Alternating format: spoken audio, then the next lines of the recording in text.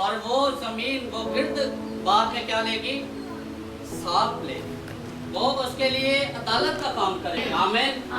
मैं खुदा का निहायत शुक्रगुजार तक पहुंचा सकूं। आमीन। क्या है, आए हम खुदा के कलाम में से देखेंगे ज़बूर, पहला ज़बूर सब निकालेंगे।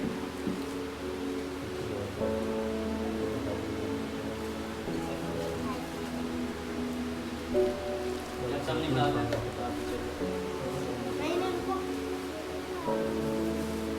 पहला ज़बूर उसकी 2-3 आयतें। पहले हम इसके बारे में जानेंगे कि आज के मैसेज का टॉपिक क्या है, कि खुदावन का कलाम हमारे लिए क्यों इतना नेसेसरी है, कितना इम्पोर्टेंट।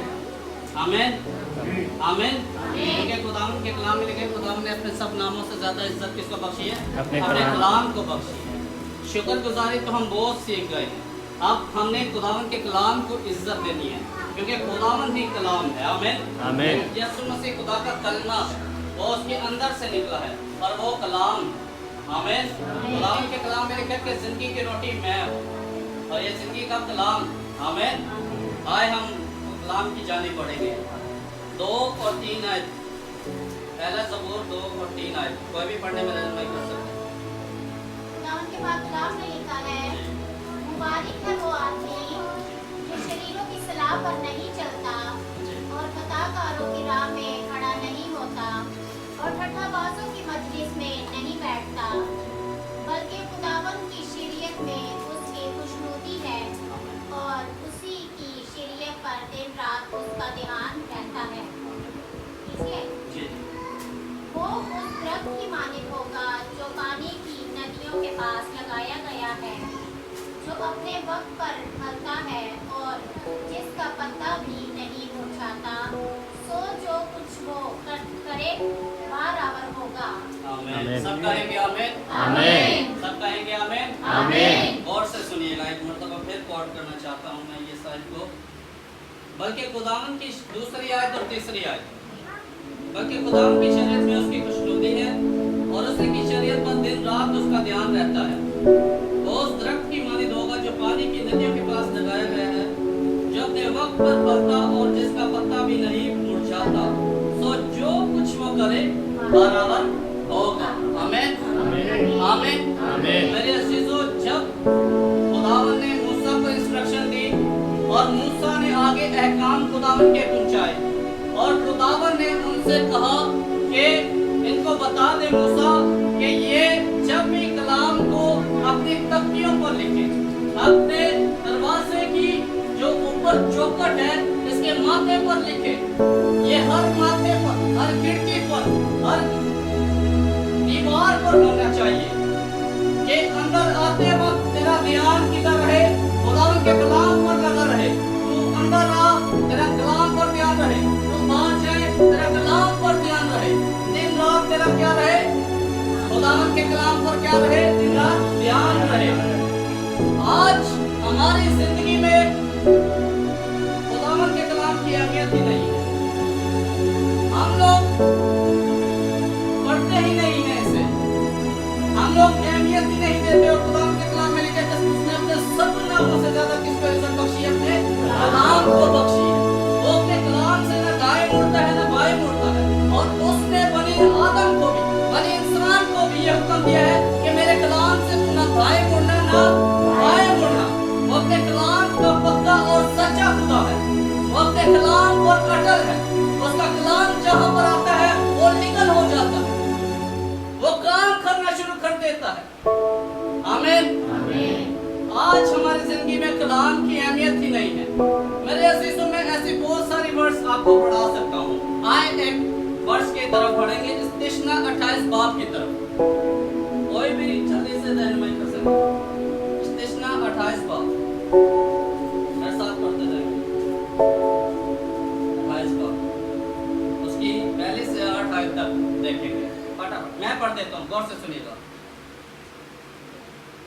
और अगर तू खुदावंद अपने खुदा की बात को जाफशानी से मानकर उसके इन सब हुक्मों पर जो आज के दिन वो तुझको देता है एहतियात से अमल करे, तो खुदावंद तेरा खुदा दुनिया की सब कौमों से ज्यादा तुझको क्या करेगा, सरफराज करेगा। अगर तू खुदावंद अपने खुदा की बात सुने तो ये सब बरकतें तुझ पर नाज़िल होंगी और तुझको मिलेंगी। शहर में भी तू मुबारक होगा और खेत में भी तू मुबारक होगा। तेरी औलाद और तेरी जमीन की पैदावार और तेरे छुपाए के बच्चे यानी गाय बैल की बढ़ती और तेरी भेड़ बकरियों के बच्चे मुबारक होंगे। तेरा टोकरा और तेरी कटौती दोनों मुबारक होंगे और तू अंदर आते वक्त मुबारक होगा और बाहर जाते वक्त भी मुबारक होगा। खुदावंद तेरे दुश्मनों को जो तुझ पर हमला करेंगे तेरे रूबरू शिकस्त दिलाएगा और वो तेरे मुकाबला को तो एक ही रास्ता से आएंगे और साथ साथ रास्ता से होकर तेरे आगे से भागेंगे। खुदावंद तेरे अंबार खानों में और सब कामों में जिनमें तू हाथ लगाए बरकत का हुक्म देगा और खुदावंद तेरा खुदा उसमें जिसे वो तुझको देता है तुझको बरकत बख्शेगा। आमीन। मेरे अजीजों, खुदावंद ज़बूर में भी कह रहे हैं कि जिस काम में तू हाथ लगाएगा उसमें क्या बख्शेगा? बरकत बख्शेगा। इस कृष्णा में भी क्या कह रहे हैं खुदावंद कि जिस काम में तू हाथ लगाएगा मुबारक होगा। आज हमारे हाथ मुबारक क्यों नहीं है?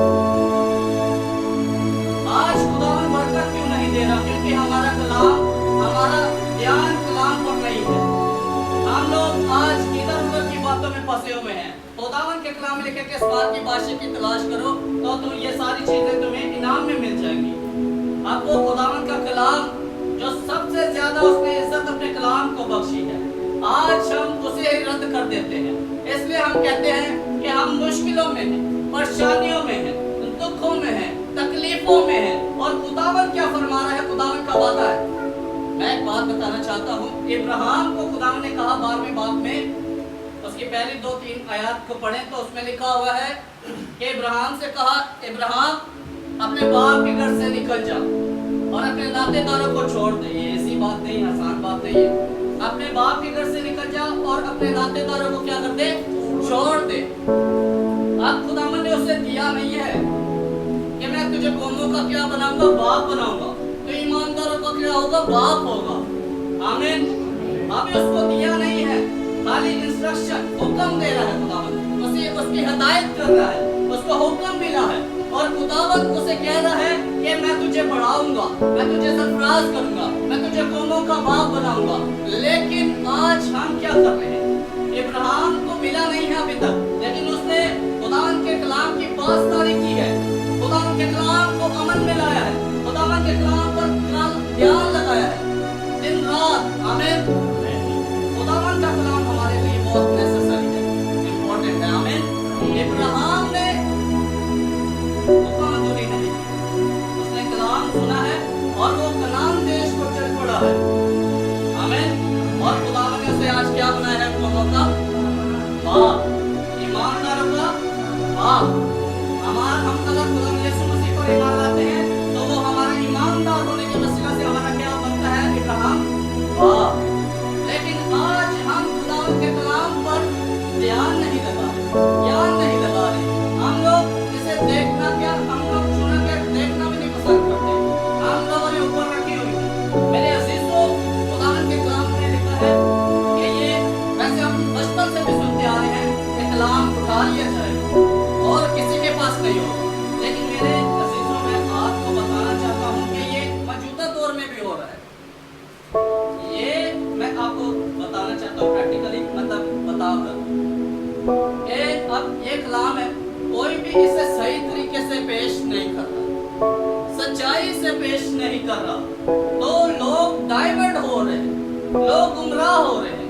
इससे ये जिंदा कलाम है, सच्चा कलाम है, लेकिन बहुत सारे लोग इस कलाम को सही तरीके से नहीं बयान कर रहे और लोग गुमराह होते जा रहे कि उनको पास्टर साहब हैं, जो भी हैं, कलाम की सच्ची बातें बताएं, अपने से ना बताएं। मेरे अजीजों, क्यों हम उनके पीछे जा रहे हैं?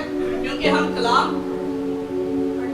पढ़ते नहीं, हम कलाम को पढ़ते नहीं। अगर हमने कलाम पढ़ा होगा तो मैं बोलूंगा नहीं, खुदावंद ने इब्राहिम ने ऐसे किया, मूसा ने किया सी, मैं तेनू ईमानदार का बाप बनाऊंगा। लेकिन हम लोग ईमान ले आएंगे। अब सुलेमान भाई ने किताब को पढ़ा है तो कहेगा नहीं एलिया भाई आप झूठ बोल रहे हैं। इब्राहिम को उसने वादा किया है, इब्राहिम के साथ वादा किया है। मेरे अजीजों, आज हमारा ध्यान कलाम पर नहीं है, इसलिए हम पीछे हैं। इसलिए हम जब भी बनी इस्राएल खुदावंद के हुक्मों को तोड़ती और खुदावंद उन्हें मारता, उनकी तंबीह करता। आमीन। आज हम इसलिए फंसे हुए हैं क्योंकि हमारा ध्यान खुदावंद के कलाम पर नहीं है। खुदावंद ने अपने सब नामों से ज्यादा इज्जत अपने कलाम को बख्शी है और हम कलाम को अहमियत भी नहीं देते, हम नहीं पढ़ते। अगर हम कलाम को पढ़ना शुरू कर देंगे और कोई भी हमारे को डाइवर्ट करने की कोशिश करेगा, हमको गुमराह करने की कोशिश करेगा, तो हम बोलेंगे नहीं भाई हमने कलाम पढ़ा है, तो हम इधर उधर न लेके ऐसी बात है। राइट? मेरे अजीजों, आज हमारी जिंदगी में कलाम इम्पोर्टेंट है। वक्त बहुत कम है और काम बहुत ज्यादा है। मेरे अजीजों, खुदावंद ने ये नहीं कहा कि पास्टरों को खाली कि जाओ तुम सबको शागिर्द बनाओ। हर एक ईमानदार जो खुदावंद का है, खुदावंद पर ईमान ले आया है और खुदावंद ने उससे कलाम कर दिया है कि जा बेटा रुमेल मेरी मुनादी कर, जा बेटा तू मेरी मुनादी कर, जा अंकल जी आप जाएं मुनादी करें, बैठे जा मेरी मुनादी कर।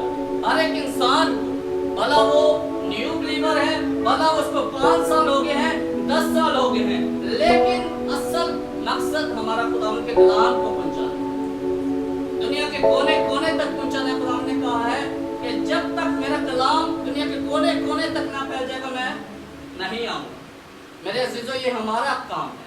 पहले हमें सीखना है, हमें पढ़ना है, इस पे मेडिटेशन करनी है, इसको बोलना है।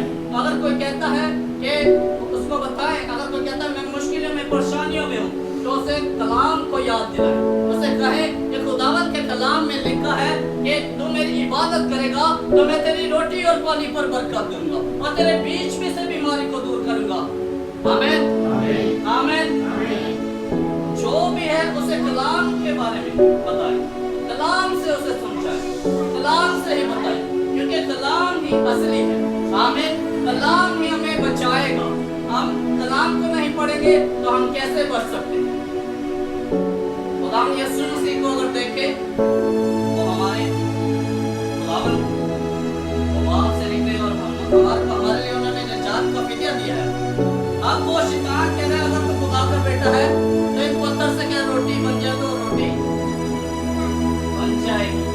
लेकिन खुदावंद ने क्या कहा है? उससे कलाम से मारा है, कलाम से शिकस्त दी है। कि खुदावंद के कलाम में लिखा है कि आदमी सिर्फ रोटी ही से न जीता रहेगा बल्कि हर उस बात से जो खुदावंद के मुंह से निकली है। मेरे अजीजों, आज हमारे लिए कलाम बहुत इम्पोर्टेंट है। मैं कहता हूँ हर इंसान को, आज तो हम काफी टाइम से सुनते आ रहे हैं कलाम, लेकिन आज तक तो हमारे को साथ होना चाहिए इस टाइम तक कि अगर कोई भी हमसे ऐसा सवाल करे तो हम खुदावंद के कलाम में से जवाब दें कि भाई नहीं ऐसे नहीं लिखा, कलाम में इस तरह लिखा होगा। और एक और आयत हम पढ़ रहे थे, ये तो पहली आयत थी, तीसरी आयत और चौथी आयत में लिखा हुआ था कि उस दरख्त की मानिंद होगा जो पानी की नदियों के पास लगाया है। आमीन।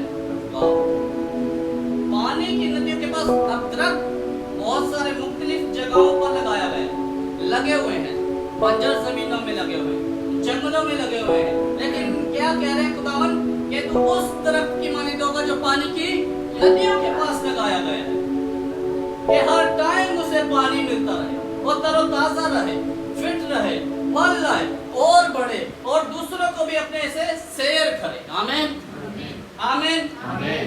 लेकिन आज हमें जरूरत है मेरे अजीजों के हम खुदावंद के कलाम को पढ़ें और सुने और उस पर अमल करें। आमीन, आमीन, आमीन। आए हम सब अपने सरों को झुकाएंगे और दुआ करना शुरू